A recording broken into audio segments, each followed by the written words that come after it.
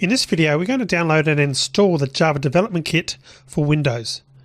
Now, if you're running a Mac computer or you're running Linux on your computer, there is a separate video in this section of the course that you can refer to download the Java Development Kit for your platform. But if you're on Windows, let's begin. Firstly, you want to go to java.oracle.com.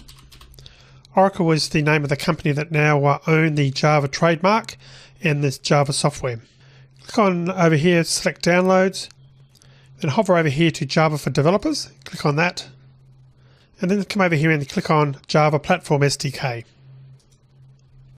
Now on the screen you can see that there's Java SC Development Kit 8U111, there's also an 8U222. And these numbers may change depending on when you're seeing this video because Java is constantly updated. Now it doesn't really matter which version that you choose here. I normally choose the latest version. So just click on Accept License Agreement. And now you need to know whether you're running a 32 or 64-bit edition of Windows on your computer. And if you're not sure how to do that, just come down here, right click on the little Windows icon in the bottom left hand corner, select Control Panel, or use the regular way that you get into Control Panel. Click on System and Security, and then click on System. And that will show you whether you're running a 32 or a 64-bit version of Windows. In my case it says 64-bit operating system, so that means that I'm running a 64-bit version of Windows. So I'm going to close that down. So in my case I'm going to come down here to the 8U112, and I'm going to select the X64, and again X64 means the 64-bit edition. So if you've got a 32-bit version of Windows, you would select this Windows x86 option.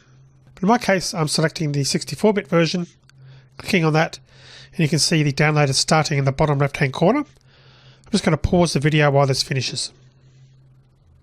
The download is now completed.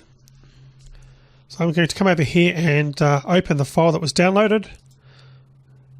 That's going to start the installer, and I can now close the browser as well.